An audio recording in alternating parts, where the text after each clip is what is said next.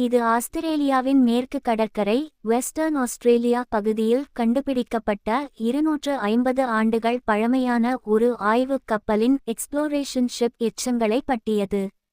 கப்பல் கிட்டத்தட்ட முழுமையாக பாதுகாக்கப்பட்ட நிலையில் பெர்ஃபெக்ட்லி பிரிசர்வ் கடலடியில் கிடந்துள்ளது போல ஒரு டைம் கேப்சூல் போல. முக்கிய விவரங்கள். காலம் சுமார் 250 ஆண்டுகளுக்கு முன் 18ஆம் நூற்றாண்டு இறுதி மறைந்து போன கப்பல். நிலை மர அமைப்பு வுடன் ஹல் போட் முன்பகுதி உள்ளிட்டவை நல்ல நிலையில் உள்ளன. கடலின் குறைந்த ஆக்சிஜன் லோ ஆக்சிஜன் நீர் காரணமாக சிதைவு மிக குறைவு. கண்டுபிடிப்பு ரோபோட் சப்மெர்சிபிள் அண்டர்வாட்டர் ரோபோட் மூலம் சோனார் மற்றும் கேமரா உதவியுடன் கண்டறியப்பட்டது. கப்பல் நிமிர்ந்து நிற்கும் நிலையில் அப்ரைட் இருப்பது ஆச்சரியம். ஏன் ஷாக்? பல ஆண்டுகளாக தேடப்பட்டு வரும் ஒரு லாஸ்ட் எக்ஸ்ப்ளோரர் எஸ் ஷேப் இப்படி அப்படியே இருப்பது அரிது. இது 18ஆம் நூற்றாண்டு கடல் ஆய்வு காலத்தின் ஏஜ் ஆஃப் டிஸ்கவரி ஒரு அரிய சான்று. குறிப்பு சில செய்திகளில் கேப்டன் ஜேம்ஸ் குக் இன் HMS என்டெவர் கப்பலுடன் தொடர்புபடுத்தி கூறப்படுகிறது. அது 1770களில் ஆஸ்திரேலியாவை ஆய்வு செய்தது. ஆனால் சமீபத்திய தமிழ் செய்தி வெஸ்டர்ன் ஆஸ்திரேலியா ஆஃப் கடற்பகுதியில் ஒரு வேறு லாஸ்ட் எக்ஸ்ப்ளோரர் ஷிப் பற்றியதாக தெரிகிறது. என்டெவர் மற்றொரு இடத்தில் ரோட் ஐலண்ட் அருகே உறுதிப்படுத்தப்பட்டது. இது உண்மையிலேயே ஒரு அதிசயம்தான். கடல் எப்படி சில விஷயங்களை பாதுகாத்து வைக்கிறது என்பதற்கு அருமையான உதாரணம். கப்பல் கண்டுபிடிப்பு பற்றிய விரிவான விவரங்கள் இதோ. சமீபத்திய செய்திகளின் அடிப்படையில் குறிப்பாக 2026 பிப்ரவரி மாதத்தில் வெளியான அறிவிப்பு.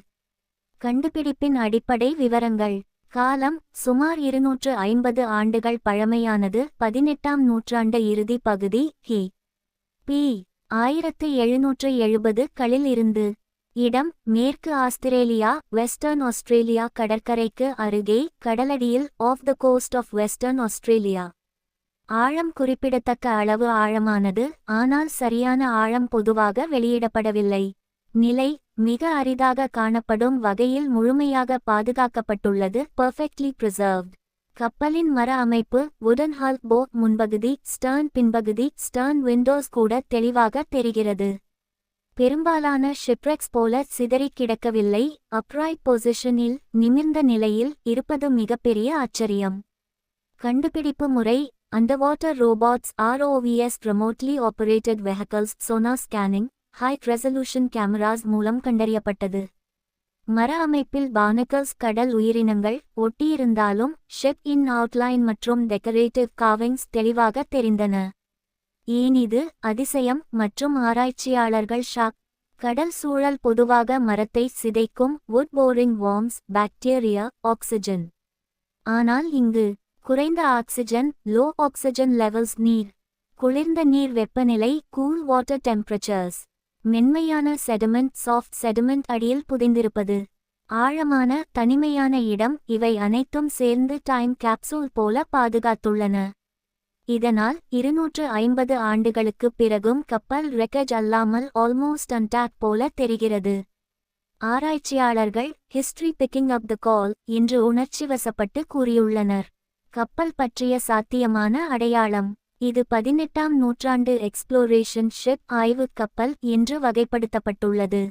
Age of discovery age of exploration காலத்தியது ஐரோப்பிய சக்திகள் உலக வரைபடங்களை வரைந்த காலம். சில ஆதாரங்களில் கேப்டன் ஜேம்ஸ் குக் இன் HMS என்டெவர் உடன் தொடர்புபடுத்தப்படுகிறது. ஆனால் அது ரோட் ஐலண்ட் USA அருகே நியூபோர்ட் ஹார்பர் உறுதிப்படுத்தப்பட்டது. 2025 ஜூன் அறிவிப்பு. இது வேறு ஒரு லாஸ்ட் எக்ஸ்ப்ளோரர் ஷிப் ஆக இருக்க வாய்ப்பு அதிகம். வெஸ்டர்ன் ஆஸ்திரேலியா பகுதியில் தனியாக குறிப்பிடப்படுகிறது. மேலும் சில முக்கிய புள்ளிகள். கப்பலின் ஸ்டர்ன் விண்டோஸில் சிறு கார்விங்ஸ் தெரிகின்றன. சில்ட் ஃபில்ம்க்கு கீழே.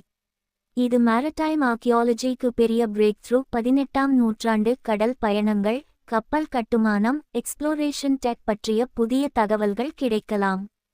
கண்டுபிடிப்பு 2026 பிப்ரவரி சுற்றி வெளியான செய்தி. சில இணையதளங்களில் ஃபெப் 12, 2026 என்று. குறிப்பு இது உண்மையிலேயே ரே மற்றும் மைண்ட் ப்ளோயிங் டிஸ்கவரி. கடல் எவ்வளவு சக்தி வாய்ந்தது என்பதற்கு சாட்சி. James cook captain James cook British கடற்படை அதிகாரி, ஆய்வாளர் மற்றும் வரைபட உருவாக்குனராக இருந்தவர். அவர் 1768 முதல் 1779 வரை 3 பெரிய பசிபிக் பெருங்கடல் பயணங்களை 3 Voyages to the Pacific மேற்கொண்டாள். இவை உலக வரலாற்றில் மிக முக்கியமான கடல் ஆய்வுகளாக கருதப்படுகின்றன. அவர் பசிபிக் பகுதியில் பல இடங்களை முதன்முதலில் வரைபடமாக்கினார், ஆஸ்திரேலியா கிழக்கு கரையை ஆய்வு செய்தார், நியூசிலாந்தை சுற்றி வரைபடம் தயாரித்தார், ஹவாய் தீவுகளை கண்டுபிடித்தார் போன்றவை.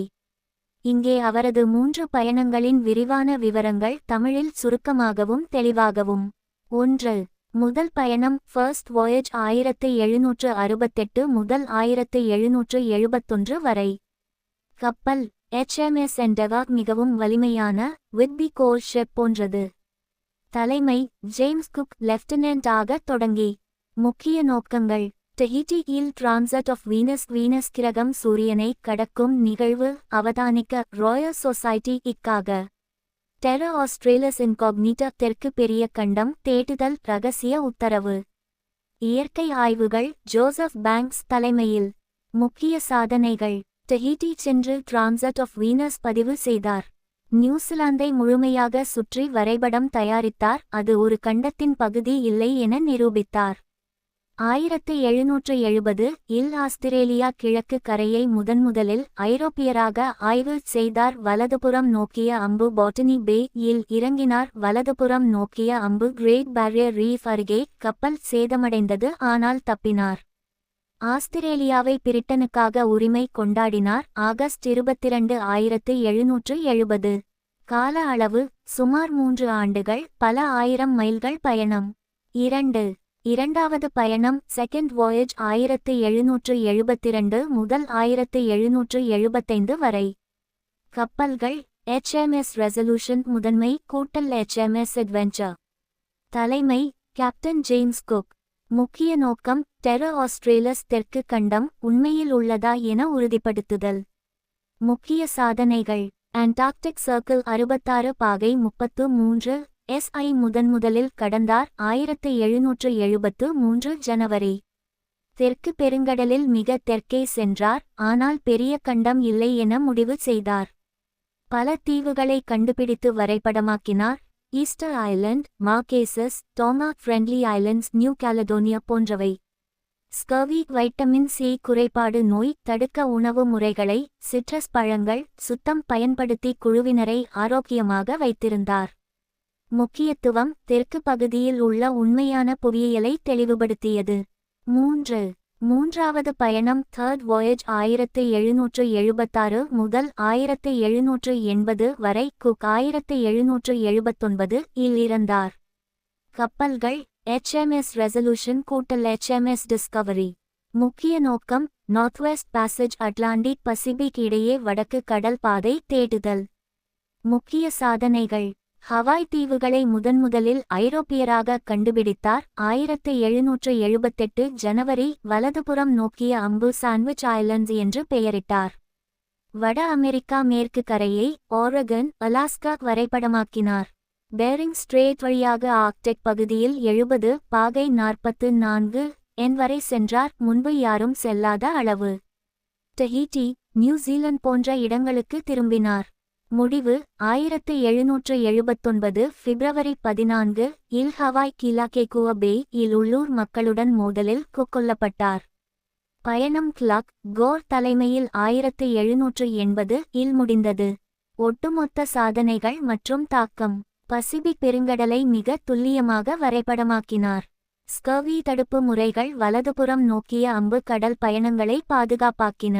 ஆஸ்திரேலியா, நியூசிலாந்து, ஹவாய் போன்றவற்றின் ஐரோப்பிய ஆய்வு மற்றும் காலனியாக்கத்திற்கு வழிவகுத்தது. ஆனால் உள்ளூர் மக்களுடன் இண்டிஜினஸ் பீப்பிள்ஸ் மோதல்கள் காலனித்துவ தாக்கம் காரணமாக சர்ச்சைக்குரியவராகவும் உள்ளார். இவை ஏஜ் ஆஃப் எக்ஸ்ப்ளோரேஷன் இன் உச்சமாக கருதப்படுகின்றன. HMS Endeavour போன்ற கப்பல்கள் இன்றும் ஆராய்ச்சியில் முக்கியம். சமீபத்தில் ரெக் கண்டுபிடிப்புகள் போன்றவை. ஜேம்ஸ் குக் முதல் பயணம் ஃபர்ஸ்ட் voyage 1768 முதல் 1771 வரை HMS Endeavour கப்பலில் மேற்கொள்ளப்பட்டது. இது ராயல் நேவி மற்றும் ராயல் சொசைட்டி இணைந்து நடத்திய மிக முக்கியமான ஆய்வு பயணம். இதில் 94 பேர் குழுவினர், விஞ்ஞானிகள், மரைன்ஸ் பங்கேற்றனர். குக் லெப்டினன்ட் பதவியில் தலைமை தாங்கினார், பின்னர் கேப்டன் ஆனார்.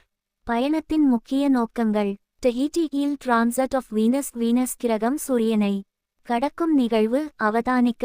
ஜூன் 3, 1769 ராயல் சொசைட்டிக்காக. Terra Australis Incognita. தெற்கு பெரிய கண்டம், கிரேட் சவுத் லேண்ட் தேடுதல். அட்மிரல்டி இன் ரகசிய உத்தரவு, சீக்ரெட் இன்ஸ்ட்ரக்ஷன்ஸ். இயற்கை ஆய்வுகள், நேச்சுரல் ஹிஸ்டரி. ஜோசப் பேங்க்ஸ் 25 வயது, இளம் விஞ்ஞானி, தலைமையில் பாட்டனிஸ்ட், ஆர்டிஸ்ட் உட்பட. விரிவான காலவரிசை மற்றும் முக்கிய நிகழ்வுகள். Detail timeline. 1768 மே 25 குக் HMS எண்டெவர் ஐ டெட்ஃபர்ட் இல் பொறுப்பேற்றார். கப்பல் முன்பு ஏர்ல் ஆஃப் பெம்ப்ரோக் என்ற கோல்ஷிப். 1768 ஆகஸ்ட் 26 பிளிமத் இலிருந்து புறப்பட்டது. 2 மணிக்கு. குழுவில் Joseph Banks, Daniel Solander botanist, Sydney Parkinson artist உள்ளிட்டோர். 1768 செப்டம்பர் மடேரா ஃபஞ்சர் சென்று வைன் உணவு ஏற்றினார். 1768 November 13 Rio de Janeiro Brazil சென்றார். போர்ச்சுகீசிய வைஸ்ராய் உடன் சிரமங்கள், ஆனால் தங்கினார். 1768 டிசம்பர் கேப் ஹார்ன் தென் அமெரிக்கா தெற்கு முனை கடந்து ஸ்ட்ரெய்ட் ஆஃப் லெர்மே வழியாக டியேரா டெல் ஃபுயகோ இல் ஷா பார்ட்டிஸ். 1769 ஏப்ரல் 13 டஹீட்டி மட்டாவாய் பே சென்றடைந்தார். கப்பல் பயணம் 8 மாதங்கள். 1769 June 3 transit of Venus அவதானித்தார். Fort Venus என்ற இடத்தில் அப்சர்வட்டரி அமைத்தார். ஆனால் விஞ்ஞான ரீதியாக சரியான மதிப்பு கிடைக்கவில்லை. பிளாக் டிராப் எஃபெக்ட் காரணம். 1769 ஜூலை ஆகஸ்ட் டஹீட்டி சுற்றிய தீவுகள் ஹுவாயின், ராயேட்டா, போரா போரா சொசைட்டி ஐலண்ட்ஸ் ஆய்வு செய்து பிரிட்டனுக்கு உரிமை கொண்டாடினார். டஹீட்டியில் டூபா தலைவர் கப்பலில் சேர்ந்தார். 1769 ஆகஸ்ட் 31 டஹீட்டியிலிருந்து புறப்பட்டு தெற்கு நோக்கி டெரா ஆஸ்ட்ரேலஸ் தேடினார். 40 பாகை எஸ் வரை சென்றார், ஆனால் கண்டம் இல்லை. 1769 அக்டோபர் நியூசிலாந்து சென்றடைந்தார். ஏபல் டாஸ்மன் இக்கு பிறகு 2வது ஐரோப்பியர். முழு சுற்றுப்பயணம் சர்க்கம்நாவகேஷன் செய்து 2 தீவுகள் நார்த் மற்றும் சவுத் ஐலண்ட் என வரைபடமாக்கினார். குக் ஸ்ட்ரெய்ட் கண்டுபிடித்தார். மௌரியுடன் சில மோதல்கள். 1770 ஏப்ரல் 19 ஆஸ்திரேலியா கிழக்கு கரை பாயிண்ட் எக்ஸ் முதன்முதலில் கண்டார். 1770 ஏப்ரல் 29 பாட்டனி பே இல் இறங்கினார். முதல் ஆபரிஜினல் என்கவுண்டர். பேங்க்ஸ் பல தாவரங்கள் சேகரித்தார். 1770 ஜூன் கிரேட் பேரியர் ரீஃப் அருகே எண்டெவர் ரீஃப் இல் கப்பல் தரையில் தட்டி சேதமடைந்தது. குக் இன்ஜீனியஸ்லி ரிப்பேர்ட் ஃபாதரிங் மெத்தட் கப்பலை தரையில் இழுத்து ரிப்பேர் செய்தார். 1770 ஆகஸ்ட் 22 பொசெஷன் ஐலண்ட் இல் டாரஸ் ஸ்ட்ரெய்ட் அருகே கிழக்கு ஆஸ்திரேலியாவை கிரேட் பிரிட்டனுக்கு உரிமை கொண்டாடினார். நியூ சவுத் வேல்ஸ் என்று பெயரிட்டார். 1770 அக்டோபர் பட்டேவியா ஜகார்த்தா, இந்தோனேசியா சென்று ரிப்பேர். ஆனால் மலேரியா, டிசென்ட்ரி காரணமாக 30 பேர் இறந்தனர். குழுவில் 1 கீழ் 3 இழப்பு. 1770 December 26 Cape of Good Hope சுற்றி திரும்பினார். 1771 ஜூலை 12 டீல் இங்கிலாந்து திரும்பியது. மொத்த பயணம் 3 ஆண்டுகள், 20,000 மைல்கள். முக்கிய சாதனைகள்: டிரான்சட் ஆஃப் வீனஸ் அவதானிப்பு, சொசைட்டி ஐலண்ட்ஸ் கண்டுபிடிப்பு, நியூசிலாந்து முழு வரைபடம் டாஸ்மன் ஐ விட துல்லியம், ஆஸ்திரேலியா கிழக்கு கரை முதல் ஐரோப்பிய ஆய்வு கூட்டல் உரிமை, ஸ்கர்வி தடுப்பு, சிட்ரஸ் சுத்தம். குழுவில் பெரும்பாலானோர் ஆரோக்கியமாக இருந்தனர். பட்டேவியா வரை. பேங்க்ஸ் மற்றும் சோலண்ட ஆயிரக்கணக்கான தாவரங்கள், விலங்குகள் சேகரிப்பு. சவால்கள்: கப்பல் சேதம், ரீஃப், உள்ளூர் மக்களுடன் மோதல்கள், நோய்கள். பட்டேவியா இல் பெரும் இழப்பு. இந்த பயணம் ஏஜ் ஆஃப் எக்ஸ்ப்ளோரேஷன் இன் உச்சம் குக் ஐ பிரபலமாக்கியது. ஜேம்ஸ் குக் முதல் பயணத்தில் HMS எண்டெவர் டஹீட்டி, அப்போது ஓட்டஹைட் அல்லது கிங் எஸ். ஜார்ஜ் எஸ். ஐலண்ட் என்று அழைக்கப்பட்டது. தங்கியிருந்த விவரங்கள் மிக முக்கியமானவை. இது 1769 ஏப்ரல் 13 முதல் ஜூலை 13 வரை சுமார் 3 மாதங்கள், கிட்டத்தட்ட 3 மாதங்கள் நீடித்தது. முதன்மை நோக்கம் டிரான்சிட் ஆஃப் வீனஸ். வீனஸ் கிரகம் சூரியனை கடக்கும் நிகழ்வு. ஜூன் 3, 1769 அவதானிப்பு. வருகை மற்றும் ஆரம்ப நாட்கள் 1769 ஏப்ரல் 13 எண்டெவர் மட்டாவாய் பே, போர்ட் ராயல் பே என்றும் அழைக்கப்பட்டது. இல் நங்கூரமிட்டது. தஹிதி மக்கள் டஹீஷன்ஸ் பல கனூக்களில் வந்து வரவேற்றனர். கோகனட், பிரெட்ஃப்ரூட் போன்றவை கொண்டு வந்தனர். கோக் உடனடியாக ஷா ரூல்ஸ் வகுத்தார். நியாயமான வர்த்தகம், நல்ல நடத்தை, திருட்டு தடுப்பு. முந்தைய வாலஸ் பயணத்தில் இருந்து பாடம். Joseph Banks, Daniel Solander. விஞ்ஞானிகள் சிட்னி பார்க்கின்சன், ஆர்டிஸ்ட் உட்பட குழு ஷாக்கு சென்று ஆய்வு தொடங்கியது. ஃபோர்ட் வீனஸ் அமைப்பு. முக்கிய இடம் மட்டாவாய் பே இன் வடகிழக்கு முனை. சாண்டி ஸ்பீட் மணல் நிலப்பகுதி இப்போது பாயிண்ட் வீனஸ் என்று அழைக்கப்படுகிறது. குக் பெயரிட்டது. ஃபோர்ட் வீனஸ் ஒரு சிறிய கோட்டை போன்ற அப்சர்வட்டரி கட்டினர். பாதுகாப்புக்காக, திருட்டு, மோதல் தடுக்க. மர அமைப்பு. ட்ரென்ச்சர்ஸ், பாலசேட்ஸ், முள்ளுவேலி. கருவிகள் 3 டெலிஸ்கோப்ஸ். அஸ்ட்ரானமர் சார்ல்ஸ் கிரீன் தலைமை. Quadrant astronomical clock. முக்கிய நிகழ்வு. ஜூன் 3, 1769 டிரான்சிட் ஆஃப் வீனஸ் அவதானித்தனர். குக், கிரீன், பேங்க்ஸ், சோலண்டர் பங்கேற்றனர். ஆனால் பிளாக் டிராப் எஃபெக்ட் காரணமாக சரியான டைமிங் கிடைக்கவில்லை. ஆனாலும் மதிப்புமிக்க தரவு. தஹிதி மக்களுடன் உறவு மற்றும் நிகழ்வுகள். நல்ல உறவு, பெரும்பாலும் உணவு. போக், ஃபிஷ், ஃப்ரூட்ஸ், தண்ணீர், தாவரங்கள் பரிமாற்றம்.